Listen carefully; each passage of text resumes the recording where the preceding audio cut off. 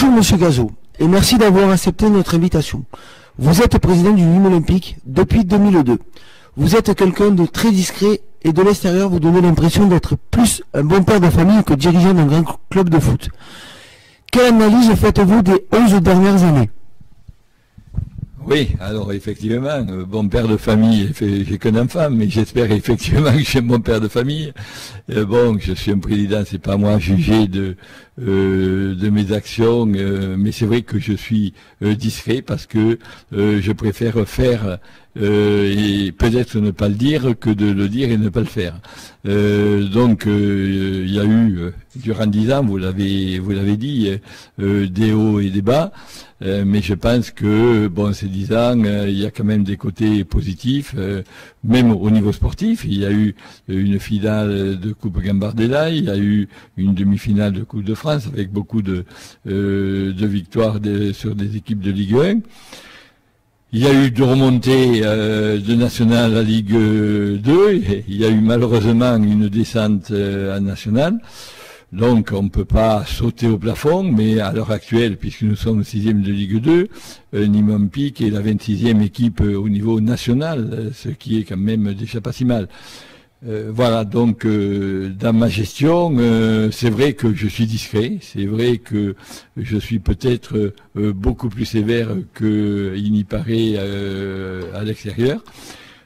C'est peut-être mon défaut, pour moi je pense que c'est une qualité.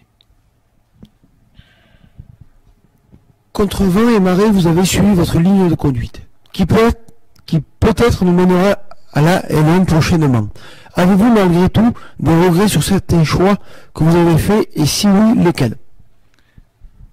Des regrets, on en a toujours, surtout au niveau sportif. Quand on choisit un joueur ou un entraîneur, bon, le résultat, on ne le connaît qu'après, on ne le connaît pas avant, parce que même un bon joueur dans une autre équipe peut être décevant chez nous. Alors c'est vrai que, bon, au niveau des entraîneurs, on me dit que j'en ai passé beaucoup, c'est vrai, puisqu'il y en a eu une dizaine, et on a fait le compte l'autre jour avec le journal L'équipe. En réalité, je m'en suis séparé, j'en ai, si on peut dire, licencié, que 4. Puisque les autres, ça a été soit pour Patrick Champ, un contrat pour un nombre de matchs donné. Didier Oli-Nicole n'a pas, c'est lui qui n'a pas voulu renouveler. C'est pareil pour Thierry Froger. Pour Fournier, qui est venu 2 mois, c'est lui qui a jeté l'éponge au bout de 2 mois. Voilà, donc des choix d'hommes au niveau des entraîneurs, peut-être pas. Peut-être pas. C'est vrai que les résultats n'ont pas toujours donné raison, mais c'est vrai que les changements ont souvent abouti sur de bons résultats. Je parle quand on a pris Jean-Luc, on est monté avec lui. Quand on a pris Jean-Michel Cavalli, il nous a sauvés d'une situation qui était carrément désespérée au niveau du maintien de Ligue 2. Donc après l'année de la descente, je crois qu'il y avait absolument rien à faire. Les dés étaient pipés. On va pas rentrer dans les détails, c'est le passé, mais il y a eu beaucoup d'histoires en interne. Donc des regrets, pas tellement. Au niveau des joueurs, bon, il y a eu des erreurs. Et c'est peut-être mon regret, c'est de trop avoir délégué au niveau sportif, parce que vous m'avez toujours entendu dire que le sport appartenait aux sportifs et que je donnais toute directive, notamment à l'entraîneur. Et c'est vrai que je m'étais détaché un peu du recrutement quand on a eu un manager général, quand on a eu un truc. C'est vraiment là où j'ai peut-être commis des erreurs de ne pas imposer comme c'est revenu un peu mes choix. Avec le recul, pensez-vous que M. Goursat était l'homme de la situation en tant que manager général? Oui, alors là, c'est effectivement, ça me gêne toujours de parler du passé, parce que bon, Monsieur Goursat a fait d'excellentes choses, notamment au niveau administratif. C'était quelqu'un qui était, comment dirais-je, vaillant, qui a passé beaucoup d'heures, qui a bien organisé. Mais d'un autre côté, c'est vrai. Et c'est peut-être pas Philippe Goursat seul, c'est la fonction. C'est vrai que la présence d'un intermédiaire important, puisqu'il avait quand même pas mal de responsabilités. Il était non pas directeur sportif, il était manager général. Et c'est vrai que d'avoir quelqu'un entre le président et l'entraîneur, souvent ça a beaucoup posé problème. Et ça a été l'objet de beaucoup d'incompréhension, notamment avec certains entraîneurs et moi-même. Voilà, donc c'est pas tellement l'homme, c'est surtout la fonction. Et là, je pense que cette présence, puisque bon, il n'y a pas a été très mitigée, positive dans certains cas et négative dans d'autres. En 10 ans, vous avez utilisé un grand nombre d'entraîneurs. Et cette année, vous avez engagé M. Victor Svenka. Pensez-vous que c'est grâce aux mauvaises expériences passées que maintenant vous savez reconnaître un entraîneur digne de ce nom? Alors là, pas du tout. Pas du tout. Parce que, je pense pas que je me sois beaucoup trompé dans les entraîneurs. Il y a des entraîneurs qui n'ont pas tellement réussi. Et comme je vous l'ai dit, j'en ai licencié que 4, ce qui est déjà pas mal. Et pour Victor Svenka, c'est un choix personnel. Et qui n'a pas du tout été dicté par des échecs précédents, puisque Victor Svenka, je devais le prendre il y a 4 ans, je crois, quand il est allé à Guingamp. Quand on a pris Fournier, il y avait deux entraîneurs, c'était Svenka et Fournier. Et donc le choix s'est porté pour Fournier parce que effectivement Victor avait choisi Guingamp qui était en Ligue 2 alors que nous étions en National et qui lui proposait un salaire supérieur et j'avais très bien compris son choix d'époque. Donc le choix de Victor Svenka, ça a été un choix délibéré de ma part parce que c'est un entraîneur que je voulais avant et maintenant je peux vous faire une confidence parce qu'on a beaucoup parlé d'entraîneurs, c'est le seul que j'ai reçu au niveau d'entraîneur pour ce recrutement de Victor Svenka. Donc c'est quelqu'un que je voulais, c'est pas par défaut. Une question que tous les supporters se posent. Le départ de M. Froger était-il volontaire? Oui, alors là, c'est là non, mais là, vous savez, c'est pour ça on a beaucoup parlé. Moi, je suis très heureux de vos questions qui ne me gênent pas du tout. Et pour Thierry Froger, il vous le confirmera. Nous avions eu une réunion où il y avait Daniel Rottici, où il y avait mon fils et moi-même, et donc Thierry Froger, pour essayer effectivement de le conserver une année supplémentaire. Cette réunion a duré longtemps et c'était un soir, on a terminé je crois à 21h ou 22h cette réunion et on s'est donné tous les deux la nuit de réflexion surtout pour lui puisque nous lui proposions de rester une année supplémentaire et quand on s'est séparés je pense que c'est qu'on avait levé tous les obstacles et que la réponse le lendemain qui était l'avant-veille du match du déplacement à Auxerre d'ailleurs, elle serait positive. Et Thierry Froger m'a téléphoné c'était 8h le matin, pour me dire qu'elle était négative. Donc ça, moi je confirme que c'est bien lui qui nous a dit non. S'il avait dit oui, ça aurait été l'entraîneur cette saison. Et on n'en a pas su tellement les véritables raisons. On a été un peu tout surpris. Même son épouse d'ailleurs, et puisque bon elle tenait à rester, et je connais pas, et bon à Thierry on s'est téléphoné depuis puisqu'on a de bonnes relations, il est venu s'entraîner à la Bastide quand ils ont joué à Uzès, et bon moi j'étais pas là, autrement ça serait vu, mais un jour j'y poserai la question, pourquoi, parce que il les a donnés absolument personne, ni à ses adjoints, ni à... Bon, je pense que ce n'est pas du tout contre la direction, puisque je vous dis qu'on a des rapports qui sont encore très, très cordiaux. Et bon, je pense que c'est peut-être au niveau de son fonctionnement interne, staff ou peut-être avec joueurs, mais sincèrement j'ignore, mais là ce que je peux vous affirmer, c'est Thierry Froger qui a refusé l'année supplémentaire. Et non pas parce qu'on n'y proposait qu'un an, je le précise. Maintenant que tout va bien, envisagez-vous toujours de mettre vos bureaux à la Bastide?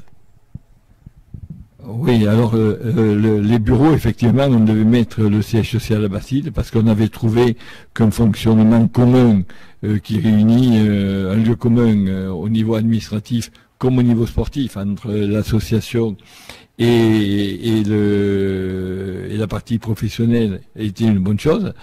Donc on ne l'a pas fait pour deux raisons. La première, c'est qu'on nous a refusé le permis de construire du bâtiment du siège social, parce que le terrain était inondable. On a eu beaucoup de mal à l'avoir au niveau des vestiaires, parce que je voyais mal qu'on nous refuse des vestiaires pour des terrains d'entraînement. Mais on nous a refusé le terrain, le permis de construire. Ce qui, à mon avis, est, comment dirais-je, est une erreur, parce qu'on n'a jamais vu beaucoup d'eau à Bastide, on en a vu un peu, mais sur l'élevage de bâtiments.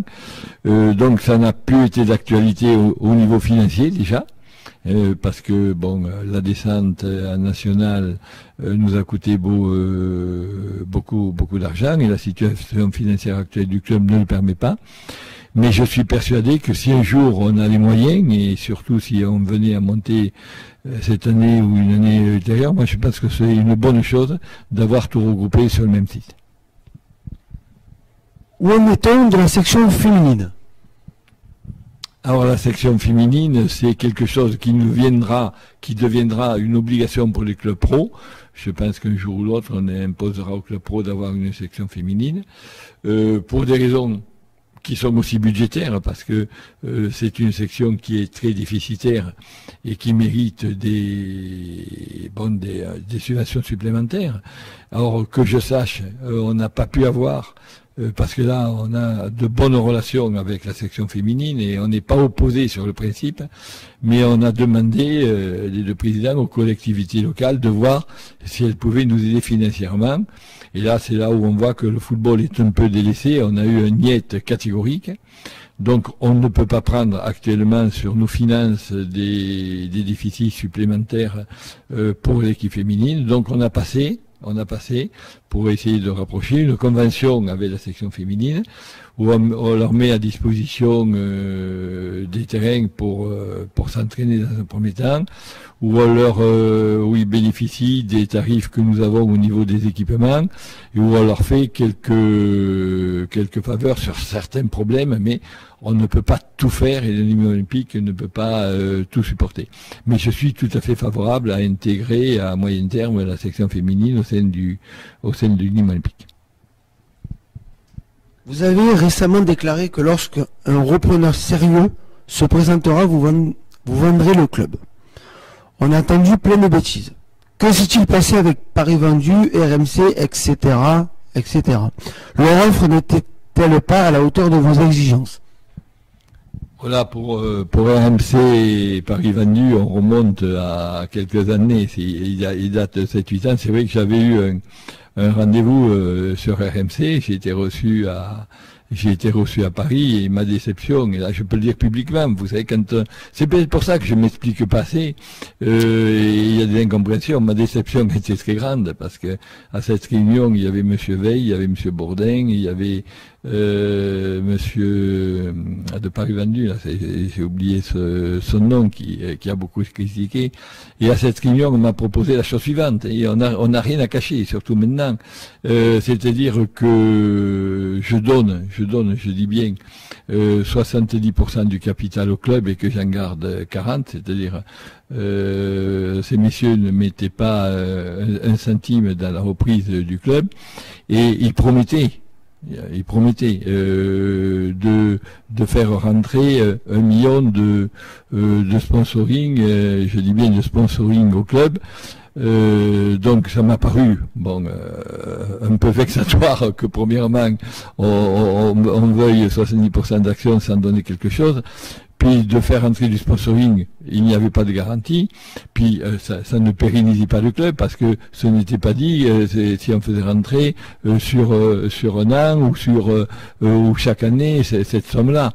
Donc c'était, à mon avis, faire payer le club par des partenaires, et ça ne garantissait pas la pérennité du club.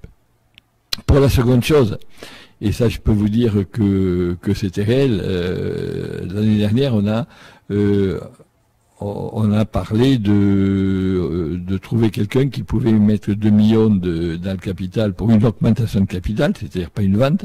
C'est 2 millions qui allaient au club, qui allaient pas aux actionnaires, on est bien d'accord, et qui aurait une promesse de vente pour comment dirais-je, dans un délai respectable, parce que le but effectivement c'était de céder. Et ces personnes-là ne voulaient pas justement prendre le club immédiatement. Ils me demandaient même de rester en place 3 ans, ce qui me paraissait un peu long, tout en ayant la possibilité d'acquérir le club. C'était un partenaire qui était super intéressant parce qu'il allait au-delà des 2 millions. Il investissait pratiquement 6 millions d'euros. Très intéressant. Et là, j'ai apporté dernièrement la preuve à un média qui m'a dit de ne pas le dévoiler, mais pour bien montrer que c'était réel. Donc la personne, il y a des gens extérieurs au club qui savent qui m'avait mis en rapport avec ces gens-là, et c'était une personne très sérieuse que je connaissais et que la personne à qui je l'ai dit connaissait également. Et là, on s'est fait rouler dans la farine, puisque on m'a toujours dit, bon, c'était prévu pour le 1er juillet, puis après, on m'a toujours dit que c'était en retard. On avait mis un ultimatum au 31 octobre, on m'a dit, mais il n'y a pas de problème, ce sera peut-être pas le 31 octobre, il y aura peut-être quelques jours de retard, donc on l'a accepté parce que c'était super intéressant. Donc maintenant, je n'ai plus relancé, je n'ai plus aucune nouvelle, donc je considère que c'est tombé à l'eau. Mais par contre, la possibilité de céder le club est toujours réelle. Donc on a arrêté, on n'a pas repris, si vous voulez, puisque là, bon, ça fait 2 ou 3 mois que vraiment on considère que ce n'était pas valable. Et si on a été aussi patient, c'était que c'était super intéressant pour le club, puisqu'en plus il y avait des engagements de versement d'argent dans les années futures. C'était peut-être trop beau pour être vrai, mais je peux vous dire qu'on avait quand même des garanties. Et donc c'est de repartir à la pêche, si je puis dire, pour retrouver, et ça on va le faire dès le mois d'avril, pour retrouver un partenaire qui pourrait rentrer dans un premier temps, parce que ça nous paraît important de céder dans l'intérêt du club, de le céder partiellement dans un premier temps, pour voir justement la pertinence des gens, pour pas mettre le club comme on l'a déjà vu dans des mains inconnues et qui pourraient mettre à mal notre travail depuis 10 ans, parce que je pense que quand même le club est en meilleure situation que quand on l'avait pris, et que ce soit au niveau sportif ou financier. Bon, et là, donc, on va repartir sur le même principe de cela. Et si on trouve même quelqu'un qui voudrait l'acheter immédiatement, pourquoi pas si on apportait les garanties, c'est toujours d'actualité. Mais alors là, je vous remercie de me donner la parole parce qu'on entend beaucoup dire, mais je n'ai pas une personne. Et s'il y en a une qui m'entend et qui dit le contraire, qui me dit, je n'ai pas une personne qui m'a proposé de faire un chèque pour entrer au niveau olympique. Nous connaissons les actions que vous menez en faveur de nombreuses associations. Laquelle retient plus particulièrement votre attention en ce moment? Oh, il y en a deux. Il y en a deux. L'action la plus importante qui me paraît effectivement, c'est de lutter contre le racisme. C'est qu'une action, parce que bon, on l'a pas dit, mais c'est vrai qu'il y a quelques mois, il y a 2 ou 3 ans, on m'a décerné le Lycra d'or, qui est comme quoi on avait lutté, parce que là, on avait eu des problèmes, vous savez, avec des spectateurs, mais aussi avec des joueurs de Nîmes Olympique qui avaient été incriminés. Et je pense que là, peut-être même, j'ai pas pris, effectivement, on communique pas, mais c'est pas mon genre, il faut pas m'en vouloir, parce que moi, je trouve trop et je veux pas critiquer mes collègues, mais il y en a trop qui se mettent en avant, et puis, où l'efficacité y est pas. Mais c'est quand même quelque chose qui, à mes yeux, est important, parce que le football, doit réunir. doit réunir. Et ma deuxième action, elle est justement où on délivre, et ça on ne le dit pas toujours, beaucoup de places gratuites pour des jeunes de quartiers défavorisés, pour des chômeurs, pour des jeunes qui ne pourraient pas venir au match. Et à chaque match, on a 200 à 300 invitations qui sont données à cela. Et il va y avoir, c'était prévu le vendredi, alors je sais pas, puisque c'est une action nationale, contre le match du Havre, qui est reporté lundi, une action un peu dans ce style-là, où, comme on dirait, il y a eu une manifestation. C'était avec le Secours populaire, donc je sais pas si ça va se faire comme le match est décalé ou pas. Mais c'est vrai qu'on mène beaucoup d'actions, mais ce sont les deux prioritaires. Parce que je pense, et je le vois au niveau des joueurs, je peux vous dire que dans un groupe, quelle que soit la couleur de la peau ou la langue, ça marche très bien. Et le football doit être, en dehors de pousser un ballon sur un terrain, doit être quelque chose de social et qui doit unir et non pas séparer. Ça n'a pas toujours été le cas olympique et ça a été mon plus grand regret. Le maintien est assuré. La LE est à quelques points si on monte à tous les moyens financiers pour engager des pointures, mais également pour conserver nos meilleurs joueurs. Oui, alors le problème de la Ligue 1, on a entendu dire que bon, effectivement, on n'était pas tellement chaud pour une accession à Ligue 1 et qu'il fallait annoncer effectivement notre volonté de monter à Ligue 1 pour que tout le monde revienne au stade et qu'on puisse monter à Ligue 1. Ça n'a pas du tout été, effectivement, que ce soit au niveau des joueurs, au niveau du staff et au niveau de la direction, l'action engagée. Et je peux vous dire qu'en Guingamp, c'est exactement la même. Je ne sais pas si vous avez entendu, c'est une émission du lundi, ce qu'avait dit le journaliste de Guingamp. C'était là le plus possible. Alors maintenant, où effectivement, où le maintien est assuré, ce qui est quand même, est une bonne chose. À fin février, on a signé de suite pour cela. C'est vrai qu'on ne baisse pas les bras et que notre volonté est d'aller le plus haut possible. Et je pense qu'on en a parlé avec le coach, on va remobiliser tout le monde pour effectivement être le plus haut possible. Et le plus haut possible, ça veut dire dans les 3 premiers, c'est bien évident. Mais alors, je vais vous dévoiler un secret. Et c'est ma façon de travailler. Et les joueurs vous le diront, et le staff. J'ai réuni depuis le mois de janvier joueurs et staff, et où on a mis au point justement des intéressements par mois, par match, pour essayer justement d'aller à cette Ligue 1. Et c'est quelque chose qu'on n'a jamais dit, mais il faut savoir que ça fait 2 mois déjà qu'on y travaille et qu'on y travaille. Et ce que je vous ai dit l'autre fois, un peu en aparté, c'est qu'on y arrivera tous ensemble.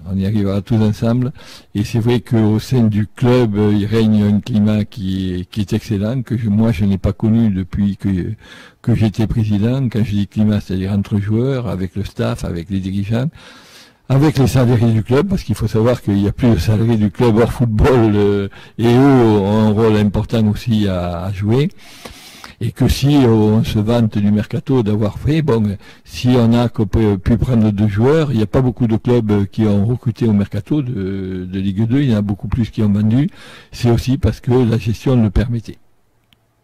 Alors je vais continuer sur votre question Ligue 1, ce que je peux vous dire que si on y arrive sportivement, et là on en reparlera parce que je crois qu'on a besoin de tout le monde, le club est prêt.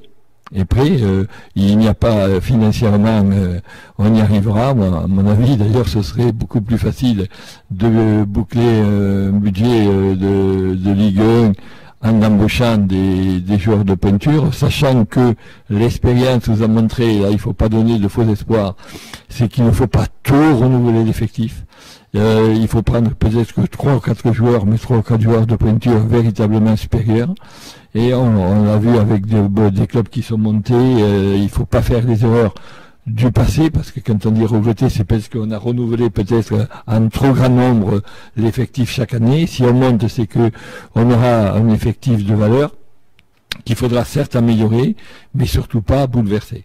Donc, moi, ce que je peux me porter garant en tant que président, c'est que on fera tout si on monte sportivement, et je pense que j'y arriverai, parce qu'on commence à me connaître sur Paris, et on commence à connaître la gestion de niveau olympique, et c'est vrai que peut-être que le club il est beaucoup plus coté, et mon action elle est beaucoup plus cotée à Paris qu'elle est sur Nîmes, parce que bon, il voit comme j'agis, et je peux vous dire que Nîmes Olympique montera à Ligue 1 si on obtient sportivement, et qu'on fera tout effectivement, parce que c'est bien beau de monter, mais le plus difficile c'est pour se maintenir.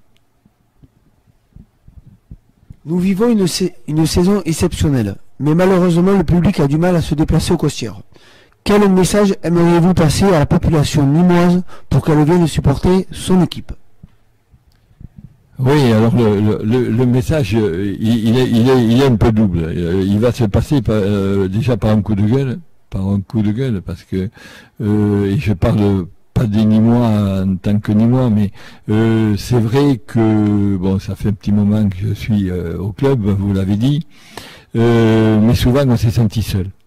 Je ne parle pas au niveau des supporters. C'est vrai que, et je m'en suis plaint, au niveau des collectivités, parce qu'on a besoin des collectivités, j'ai le sentiment quelquefois qu'on n'aime pas trop le football. Bon, il faut savoir que Nîmes Olympique n'est pas la plus grosse subvention des comment dirais-je des clubs, des clubs, alors que sans fausse modestie, c'est quand même le club phare de la ville et je dirais du département. Et c'est vrai que tout le monde est Nîmes Olympique, mais on n'est pas tellement aidé. Je veux pas comparer à Montpellier, parce que là, la comparaison, il n'y en a même pas. Mais que ce soit en termes d'infrastructure, que ce soit en termes du centre de formation, ou si on l'a fait, c'est pas pour dire on est propriétaire du centre, c'est que si on ne l'avait pas fait, on n'aurait pas eu l'agrément du centre, parce qu'il fallait y faire de gros travaux, et on nous avait dit que c'était pas possible d'investir dans ce centre de formation. Donc c'est un coût pour le club, c'est un coût qui a été supporté par le club et par les actionnaires. Et là, moi je regrette, et j'espère que si on monte en Ligue 1, parce qu'il y aura quand même des aménagements à faire, tout le monde suivra, parce qu'on ne peut pas tout faire. Au niveau des supporters et de la présence au stade, c'est un peu la grosse déception. C'est un peu la grosse exception. Vous avez vu, on a fait des opérations, on a même mis à un moment des tribunes à 2 €. On a vendu, je crois, 29 places à 2 €. Donc, bon, ça prouve que ce n'est pas que l'argent.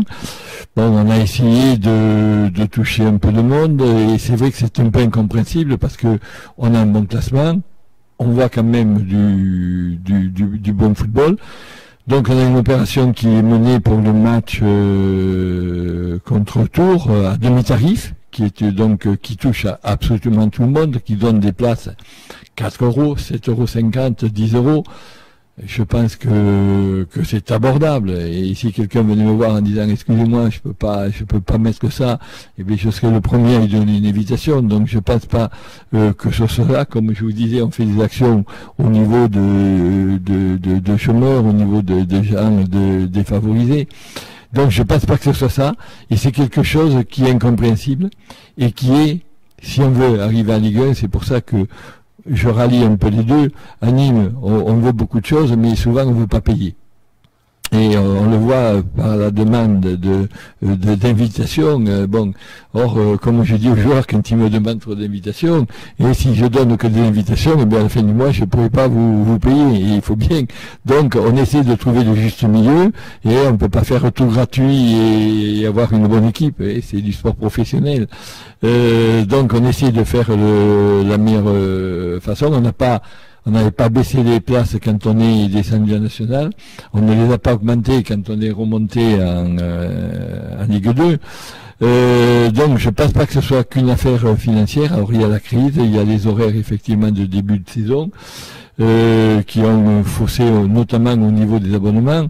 Là, on va essayer de voir si on avait un bon résultat pour Tours, si on ne peut pas faire un package pour les 5 matchs qui restent, pour que il y ait un match de gratuit, si on peut dire. Mais c'est vrai que c'est un peu triste, et là pour en parler, non pas au niveau financier, parce qu'effectivement on est en deçà de nos prévisions, mais pour en parler avec les joueurs, et vous avez dû en parler, c'est une déception pour eux aussi. Parce que vous savez, ce sont un peu des hommes de spectacle, ils aiment qu'il y ait du monde, ils aiment être encouragés, et notamment dans les moments difficiles, et l'accession de Ligue 1, elle passe par là. Et il nous reste 6 matchs à domicile, 7 matchs avec celui-là, il nous reste 7 matchs, et c'est, comment dirais-je, ça va être des matchs de coupe, et ça va être des matchs de coupe. Et les Nîmois qui veulent Nîmes Olympique, qui veulent voir Nîmes Olympique à 1, il faut qu'ils viennent au stade, Je peux vous dire, et c'est pas le trésorier, le financier qui parle, c'est au niveau des joueurs. Vous n'avez pas eu des interviews où les joueurs n'ont pas ressenti, ne l'ont pas exprimé. Donc moi, ce que je demande, c'est qu'il y ait du monde, dès contre-tour, on a fait ça, et j'avoue que j'ai la crainte que même cette opération, même ces résultats, c'est pas parce qu'on a perdu à Guingamp qu'on est éliminé de la course, mais il faut que les gens se mobilisent et viennent au stade. C'est le 12e homme, et ce 12e homme, c'est quelque chose qui est véritablement essentiel pour tout le monde. Est-ce que les rapports avec la ville de Nîmes sont toujours aussi tendus? Oui, ils sont pas les rapports sont pas tendus avec la ville de Nîmes, parce que ce sont des gens que je connais bien, que je tutoie, et qui me disent tous aimer le football. Ce qu'il y a, c'est que avec la ville, comme avec le département, comme ça a été un peu le cas avec la région, où on a eu que la moitié de ce que, et encore on n'a pas eu même la moitié, mais ça va venir, de ce que nous avait promis Monsieur Fraîche, on n'est pas d'accord sur le mode de gestion et de coopération qu'on peut avoir. C'est financier, c'est structurel au niveau de l'entretien du stade. Donc c'est vrai que tendu certainement pas, mais enfin il faut et effectivement c'est pas parce que c'est Gazo et Rotici qui mettent chaque fois qu'il manque un peu d'argent, qui vont mettre la main à la poche, parce que ça a une limite, et c'est vrai qu'on leur a dit qu'on n'en mettrait plus. Mais bon, moi ça me fait des fois beaucoup de peine de voir que les clubs, d'autres clubs montrent des déficits en fin de la saison, et pour qu'ils soient pas pénalisés, eh bien on remet la main à la poche. Donc moi cette tactique, s'il faut l'appliquer, je sais la faire. Pour l'instant, pendant 10 ans, j'ai rien demandé. On a une subvention nette qui est inférieure à celle qu'il y avait il y a 10 ans quand je suis arrivé au club. Donc je pense que là aussi, il faudra que tout le monde prenne ses responsabilités. C'est pas tendu, je n'en veux à personne, mais bon, ou alors il faudra qu'ils disent ouvertement, on ne veut pas aider le Nîmes Olympique, parce que je pense que ça représente quand même pas mal pour beaucoup de Nîmois, mais il faudra qu'ils disent leur situation. Alors moi, je l'ai pas rendu trop public, j'en avais parlé une fois à une émission à France Bleu Gare Lozère. Ça n'a pas fait bouger tellement les choses. À Nîmes Olympique, on ne fait pas de politique, j'ai toujours dit. On a besoin, là aussi, on doit unir, et moi j'ai de bons rapports avec tous les élus politiques, et chacun a ses opinions personnelles, mais moi j'ai dit aux administrateurs que si un jour il y en a un qui se présente à une élection, de quel côté que ce soit, il dégagera du conseil d'administration. On ne doit pas faire de politique, on doit réunir. Donc ce que j'ai dit n'est pas du tout politique, mais c'est concret. Moi j'aimerais que on repose pas tout sur nous, parce qu'on n'a rien demandé jusqu'à maintenant. On a l'air de passer peut-être un peu pour des couillons, pour pas dire d'autres mots, mais ça aussi ça a une fin, et ça a une fin parce que si on veut vraiment que Nîmes Olympique, on a besoin de tout le monde. Et il faudrait que, je le dis au conditionnel, qu'il y ait certaines attitudes qui changent. Vous avez l'air en pleine forme. Cela est dû au fait que depuis quelque temps, vos détracteurs sont devenus muets? Et avez-vous pensé à prendre du recul? Oui, mes détracteurs, bon, ils sont bien, je n'en sais rien. Mais ce que, bon, vous commencez à me connaître, je marche beaucoup à l'affect. Et je marche beaucoup à l'affect. Et c'est vrai que, bon, ça m'a beaucoup déçu parce que il y a des choses certainement vraies qui ont été exprimées, peut-être pas dans le bon sens du terme, mais bon, et il y a beaucoup de choses qui ont été fausses, parce que, bon, j'ai même entendu dire que je m'enrichissais presque, c'est juste si je prenais pas de l'argent, bon, si ça veut plus être vrai, que ce serait bien, c'est pas le cas. Donc je pense que là, il y a eu, je veux le faire passer sur beaucoup de malentendus, il y a eu beaucoup de choses qui ont été dites bon, et qui m'ont blessé, parce qu'on a tous des familles, on a tous des choses, et qui à mon avis étaient infondées. Bon, moi je suis pas du tout rancunier, ça c'est tu, je veux avoir de bons rapports avec tout le monde, je veux que tous ceux qui peuvent aider le club, je dis pas aider le président, aider le club, soit derrière le club, et puis le passé on n'en parle plus, mais ça m'a beaucoup vexé. Et vous savez que bon, quand on voit qu'on est mis en examen pour de la pelouse, qu'on a financé parce que peut-être ceux qui devaient le financer ne l'ont pas fait, et qu'on est embêté pour ça, je me suis souvent posé la question: qu'est-ce que je faisais là? Et mes véritables amis m'ont tous conseillé de partir. Et donc si je suis resté, il n'y a qu'une raison pour laquelle je suis resté. C'était que je voulais terminer le centre d'Abatille. C'est un peu mon bébé. Et je pense que ça aurait été en difficulté, et vu les subventions qui sont pas rentrées, je pense qu'on n'aurait pas pu le terminer, donc on n'aurait pas pu conserver l'agrément. Maintenant le centre est terminé, et c'est vrai que je n'hésiterai pas à partir si on se sent un peu trop seul, ou un peu trop critiqué, ou un peu trop condamné pour des faits, et que bon, c'est pas à moi à le dire, mais bon, ça me paraît quand même un peu bizarre, ceux qui me connaissent, me reconnaissent une qualité, c'est une qualité de gestion et d'honnêteté. Je suis pas à Nîmes depuis quelques années, il y a 40 ans que j'y suis. Et si j'ai au moins de qualité, c'est celle-là, c'est l'honnêteté et la gestion. Et c'est vrai que quand je suis critiqué sur ces choses-là, ça me touche particulièrement. Et bon, mais c'est vrai que j'ai vraiment pensé à abandonner. Il n'y aurait pas eu le centre d'Abastide, j'aurais laissé le club à mon grand regret, mais j'aurais dit, écoutez, j'ai mis à faire ailleurs, et excusez-moi. Bon, c'est pas le cas, c'est pas parce que ça s'est tué, mais c'est vrai que bon, la succession, elle va arriver, mais il faut trouver quelqu'un, et je n'ai eu vraiment personne, à part ces gens-là avec qui on était tombés d'accord qui sont pas venus, donc on va repartir à la pêche. Et si quelqu'un connaît des gens effectivement qui veulent venir, qui me les amène. Pour finir, si un petit génie vous demandait de formuler 3 vœux, dans n'importe quel domaine, quels seraient ces vœux? Ah ben le premier, c'est les vœux que j'ai donnés à tout le monde et que je dis chaque année, c'est la santé. C'est la santé, je pense que pour moi déjà, même pour mon plus grand ennemi, il faut pas être méchant, on peut souhaiter que la santé. Le deuxième, c'est que je termine en laissant Nîmes olympique en Ligue 1. C'est un vœu qui m'est très cher, que tout le monde connaît. Je pense que même les joueurs et le staff, il y en a qui l'ont dit, que ça leur ferait plaisir, et ça me ferait plaisir que je laisse le club en Ligue 1. Bon, et le troisième vœu, qui est un vœu plus général et qui est lié à ce que j'ai dit, moi je pense que on est à Nîmes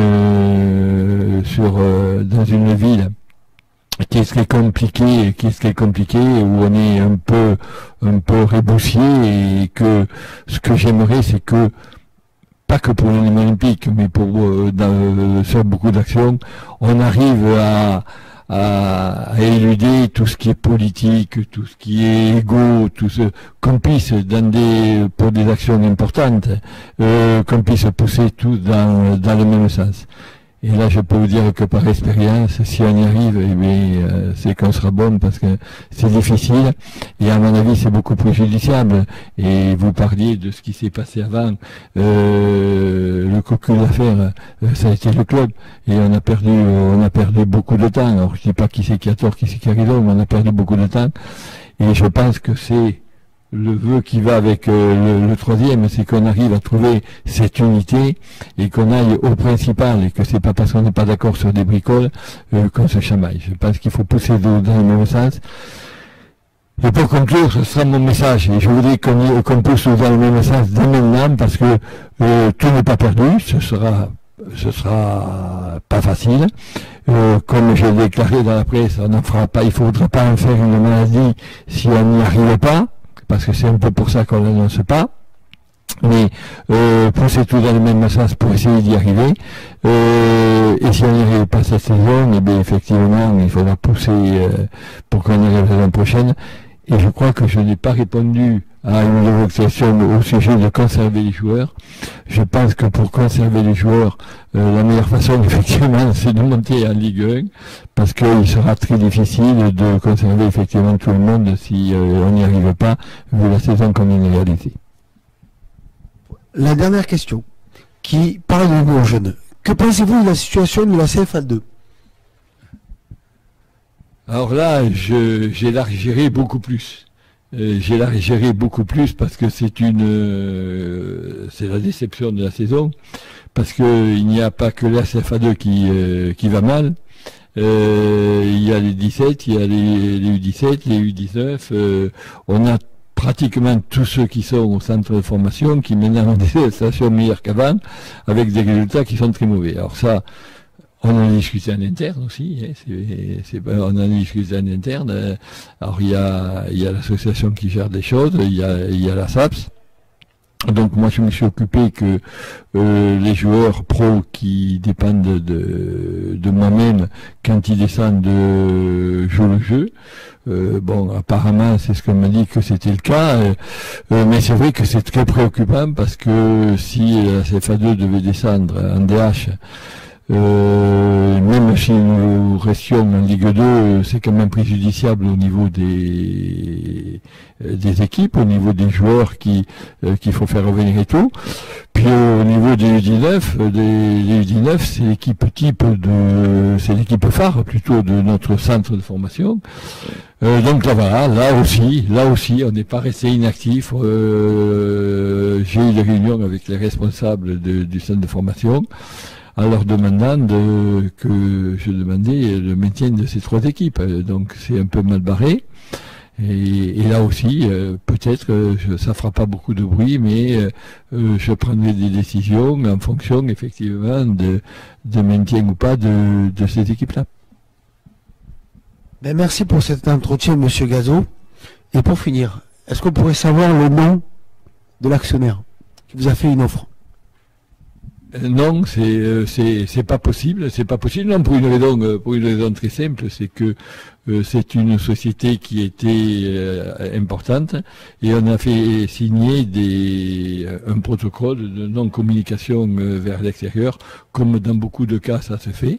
Mais ce que je puis dire pour qu'on puisse pas dire toujours c'était du vent ou c'était du vent, j'en ai informé une personne qui ne le dira pas bien évidemment et qui est proche du club et que vous connaissez et qui connaissait l'intermédiaire qui nous avait mis en rapport pour bien me prouver que il a vu des papiers d'échange et deux, il connaît bien l'intermédiaire. Je peux vous dire que ce n'était pas du tout du vent et que on avait de bonnes chances de penser que c'était réel. Et voilà. Mais je peux pas vous dire le nom, mais ce que je peux je repars, on fait rien, mais ce que je peux vous dire, c'était vraiment réel. Comme c'est réel que tous les bruits de gens qui devaient venir, qui devaient pas venir, vous en aviez entendu parler, de présidents de clubs voisins, de tout. Il y a des contacts, il y en a eu beaucoup. Oui, je vous dis pas qu'il n'y a pas eu beaucoup de contacts, mais il n'y a pas eu de propositions que j'ai refusées avec qui les gens mettaient l'argent. Il y en a eu aucune.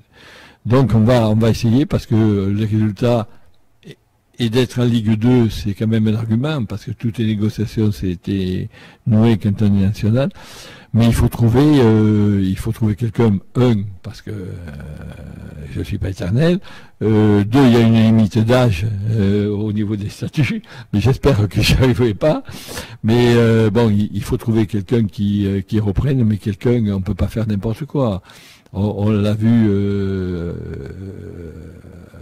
avant que je reprenne le club, qui c'est qui avait géré, on peut pas faire venir des gens parce que ça intéresse beaucoup de monde, beaucoup moins de monde pour payer.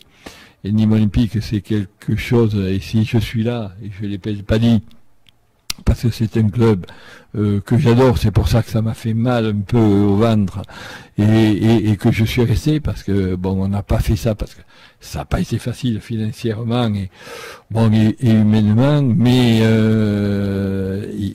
à céder le club, il faut trouver des gens qui peuvent pérenniser le club et qui peuvent faire encore plus que ce qu'on a pu faire. Voilà, donc on n'attend pas de reconnaissance de qui que ce soit, parce que c'est pas un milieu où il faut qu'on attende ça. Voilà. Donc là, j'ai été peut-être un peu plus humain que dans mes autres interventions. Moi, je vous remercie de m'avoir permis de m'exprimer, parce que c'est vrai que c'est peut-être un peu mon défaut, mais moi je pense, vous avez ce qu'on dit des grandes gueules, et puis c'est pas efficace. C'est pas parce qu'on ne dit rien qu'on l'est aussi, mais je pense qu'on a fait ce qu'on pensait être bon pour le club, et je continuerai de cette manière. Mais bon, et là je rebondis sur ça, et on a encore notre chance, et je compte un peu sur vous, et je sais que vous le faites, pour mobiliser les Nîmois, les amoureux du club, à venir au stade, parce que leur présence est importante, surtout au niveau des joueurs. Et si nous arrivons à gagner tous nos matchs à domicile, et tous nos matchs à domicile, eh bien, on sera pas loin de ce qui n'est pas l'objectif, mais ce qu'on espérait tous. Eh ben, merci pour cet entretien, Monsieur Gazot. Voilà. Merci à vous, et bon vent à Nîmes Olympique. Eh ben.